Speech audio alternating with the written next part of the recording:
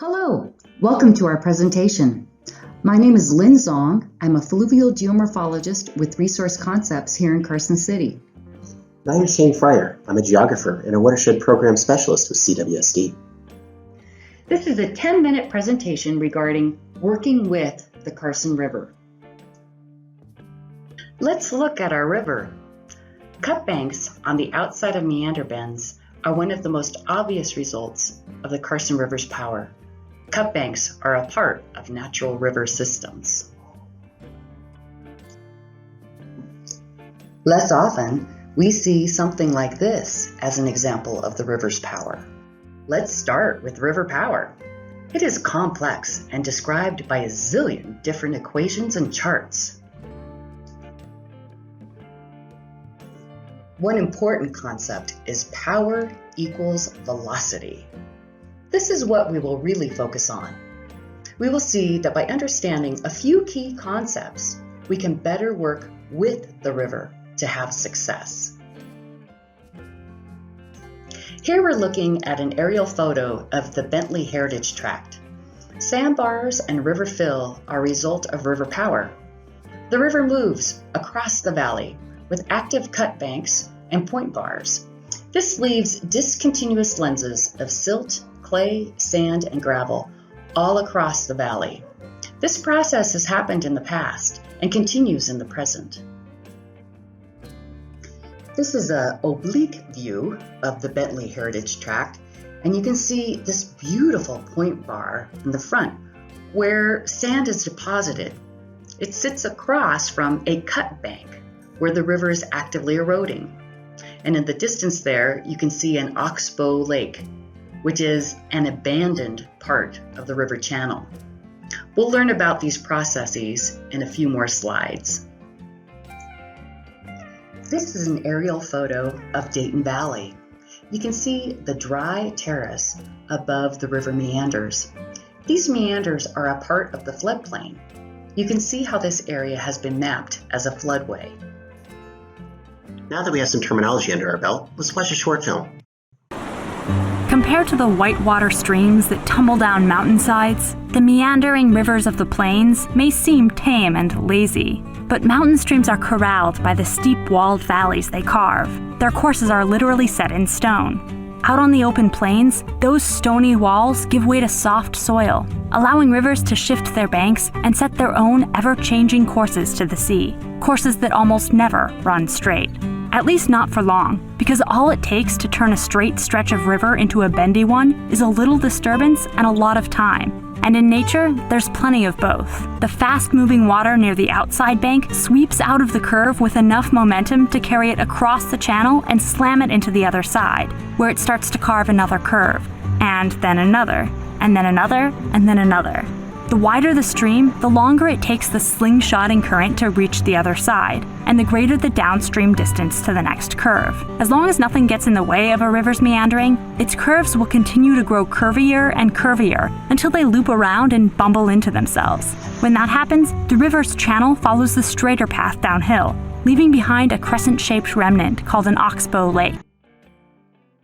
Here in Gardnerville, you can see Lamke Park and fields that have now been worked for over 100 years. And still, the meanders of the stream, these remnant channels, are visible on the landscape.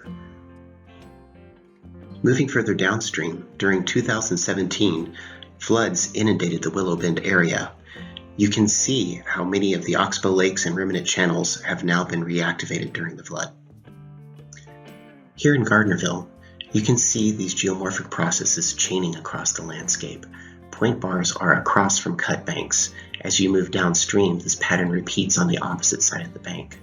Even though we're in developed and agricultural areas, these riverine processes still exist on the landscape.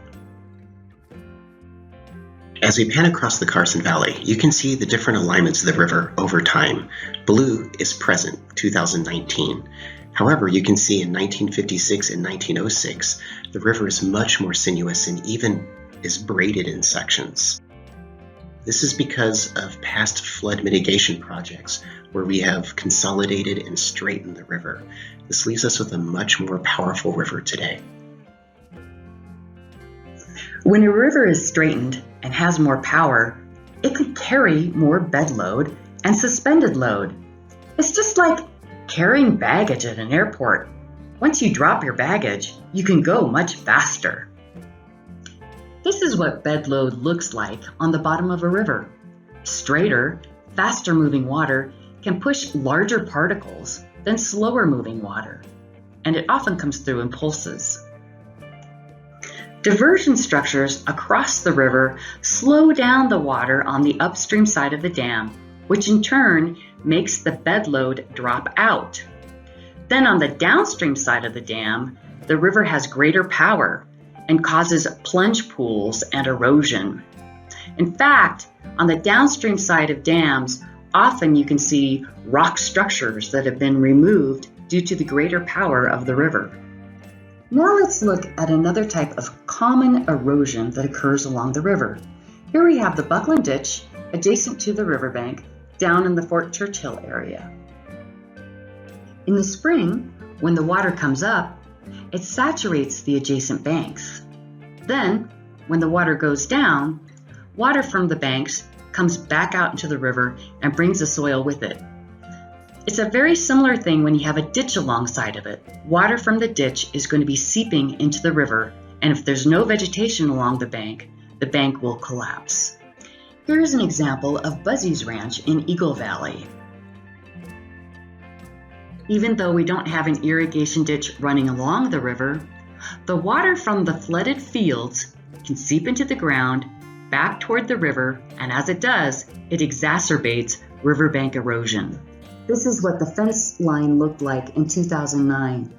The fence has been moved many times. Erosion is a natural part of rivers. However, in places like our Superfund site down in the lower watershed, we wanted to keep the sediment in place. Carefully designed and placed rock structures were used together with vegetation to hold the soil in place. Here, the river processes are still happening. As the water comes up, it charges the banks. As the water goes down, water seeps back into the river, but because of the vegetative roots, it holds the bank in place. This area is only a few miles upstream of the very erodible Buckland Ditch area. You can see how important the vegetation is to holding together the stream bank. Not all vegetation roots are the same. Roots from plants like cheatgrass are very small and do nothing to hold soil together, as opposed to the native grasses, willows, grass-like species, which have extensive roots and really hold the bank together well. Bioengineering has been successfully used along the Carson River. Rock barbs have been used with vegetation to hold the riverbank together. A river barb is an engineered structure that extends into the river flow to modify the stream power. It can slow the water down, lets the sediment drop out, and then vegetation can become established. When you understand how erosion and sedimentation operates along the Carson River, you can let the river do the work for you. Here in Minden, river barbs were used in conjunction with vegetation to protect a housing development as well as fields. The vegetated banks provide resilience during flooding and also protection from erosion. The living river approach uses natural processes to build resilience into our system. A living river is a working river, and a working river is a living river. The Brockla Slough is an example of an engineered reach that accommodates multiple values: irrigation, wildlife, and open space. The Dangberg Conservation Easement is a wonderful example of giving the river space to function. A little space is cheaper than trying to engineer and manage a constrained river. Protecting the corridor of the Carson River and its floodplain is critically important.